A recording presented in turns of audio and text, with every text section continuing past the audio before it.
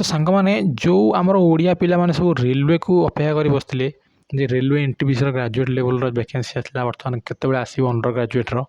कारण सब पिला पाखे तो ग्राजुएसन सर्टिफिकेट ना ना तो एनटीपीसी हूँ कौन ना आम नॉन टेक्निकल पॉपुलर कैटेगरी बर्तमान सांग मैंने 12th पास वाला वैकेंसी आसी जाइए देखो मिनिस्ट्री ऑफ रेलवे तरफ रेलवे रिक्रुटमेंट बोर्ड बर्तमान अंडर ग्राजुएट वैकेंसी बाहर कर देछि है किछि दिन तळ आपण मान देखथिले जे हमर रेलवे एनटीपीसी आसला ग्राजुएट लेवल बर्तमान अनग्राजुएट वाला बाहर सारी तो बर्तमान आस देखा कौन हो एलिजिबिलिटी क्राइटेरिया यार सिलेक्शन प्रोसेस कौन अच्छी यार CBT 1 CBT 2 कौन कौ भाया क्वेश्चन आसो आसतु बर्तमान आम डिटेल जाना तो सांग मैंने यार अप्लाई डेट हूँ के 28/10/2025 माने आज ठार ये हूँ अप्लाई बुझे यार लास्ट डेट हूँ के ना 27/11/2025 माने कि आम नवेम्बर मस हो यार लास्ट डेट पेमेंट कर लास्ट डेट हूँ 29/11/2025 जदि आप अप्लाई करदे कि बर्तमान ए करेक्शन करने चाहते आपको समय मिले 30/11/2025 रु 9/12/2025 भितर ओके। तो बर्तमान आसतु देखा जे पोस्ट कौन कौन तापाई हूँ एज है तो सांग मैंने ये हूँ देखो पोस्ट आमर अच्छी कमर्शियल टिकेट क्लर्क अच्छी आमर अकाउंट्स क्लर्क कम टाइपिस्ट अच्छी जूनियर क्लर्क कम टाइपिस्ट अच्छी आउ ट्रेन्स क्लर्क अच्छी बुझिपारे यही तीन टाँग शेष तीन टाँग हूँ लेवल 2 सैलरी आप मिले 19,900 टका तासह ए DFE मिले अलाउंस मिले ठीक है किंतु आमर जो कमर्शियल कम टिकेट टाइप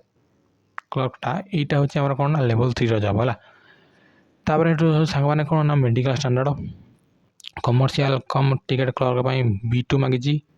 आउ ट्रेन्स क्लर्क A3 मागिजी बाकी जो दुईटा पोस्ट C2 मागिजी मेडिकल ओके। तापर आप बयस के मागुची ना आपणकर बयस हूँ 18 ରୁ 30 वर्ष से मागिଛି है एथिरे अन्य मानक रिजर्वेशन अच्छी जो मैंने आमर हूँ EWS आमर OBC SC ST है बर्तमान देखो सांग मैंने पोस्ट आसी ना commercial cum ticket clerk 2424 post आमर accounts clerk cum typist 394 vacancy आसी 163 पोस्ट आसी जूनियर क्लर्क कम टाइपिस्ट सबुठ कम आसी 77 पोस्ट ट्रेन्स क्लर्क टोटाल आमर ए वर्ष अंडर ग्राजुएट बाहर 3058 पोस्ट बुझिपारे टोटाल 3058 आमर पोस्ट बाहर अंडर ग्राजुएट वाला ऑल इंडिया जिते RRB अच्छी सब टोटाल 3058 वैकेंसी आमर बाहर तापर हूँ सांग मैंने कौन ना आमर ए 1/3 नेगेटिव मार्किंग रहा बुझिपारे 1/3 आपंकर नेगेटिव मार्किंग रहा 3टा भूल है आमर गोटे मार्क कट बुझिपारे आसतु बर्तमान आगे देखा बैन आइटम आप जानते जे एग्जाम सेंटर कौन प्रकार माइक्रोफोन कि घंटा फंटा नहीं कि जापरें ये तो नॉर्मल जिनस आप जानते तापर सांग मैंने आप रोचे कौन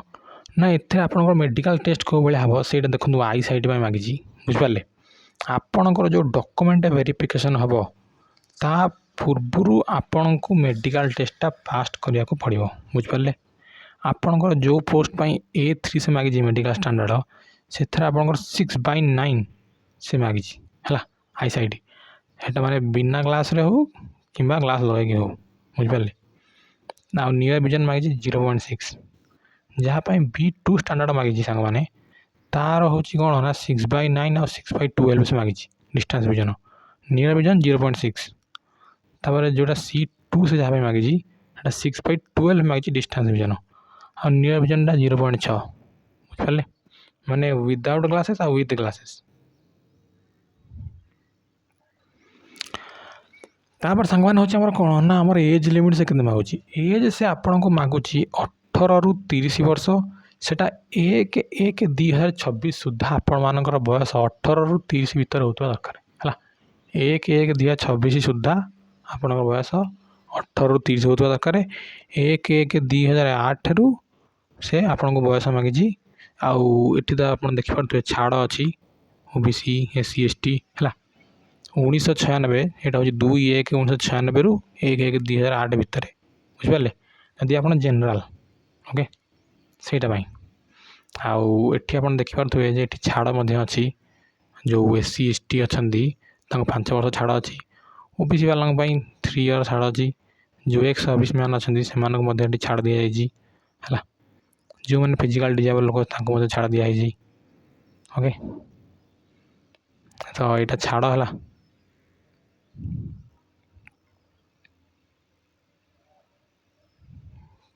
तापर हूँ सांग मैंने आपणकर कौन तापर हूँ कौन ना सांग मैंने आपणकर जो एससी एसटी अच्छा एक्स सर्विस मैन आ फिजिकल डिजेबल लोक फीमेल ट्रांसजेंडर एम आप जानते हैं 250 टका से देवे हेटा माने रिफंड हो किंतु बाकी जो मैंने रहा आम यूआर है से 500 टका देवे आपणकर से 500 टकाटा से ने किंतु जो आप प्रोसेस सर पछरे आपंकर एग्जाम सरला आप पास करते कि फेल हूँ पछे से आपको 400 टका रिफंड करदे बुझिपारे तो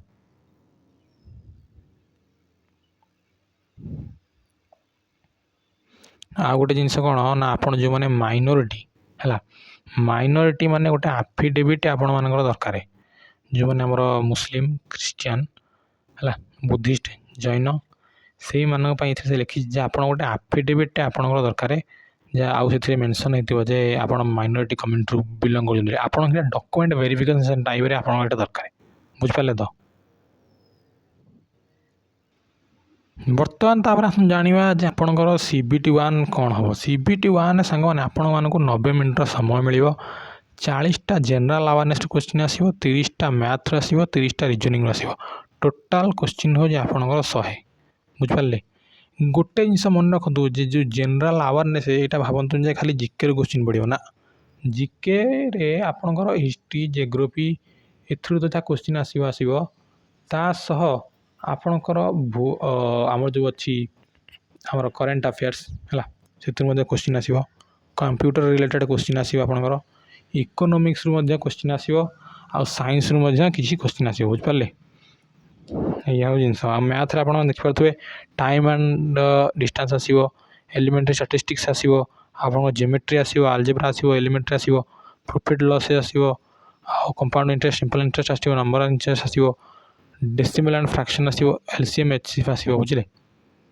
आउ जनरल इंग्लिश सॉरी इंटेलिजेंस और रीजनिंग आप जानते आप प्रैक्टिस करते रीजनिंग है आउ जिके कौन आसो मुझे बर्तमान आपको कहीदेली बुझिपारे तापर ये हूँ कौन ना आपण जो मैंने सब पास करेंगे सीबीटी 1 आपन को सीबीटी 2 डाका हम बुझिपारे सीबीटी 2 से केते पिला डाक ना जी वैकेंसी आसो तार 15 गुणा पिला ही से डाक सीबीटी 2 बुझिपारे आउ गोटे जिनस कौन ना 1/3 नेगेटिव मार्किंग जहाँ मुझे कहीदेली आपको से 90 मिनट समय मिल 50टा जिके क्वेश्चन आसो मैथ 35 आसो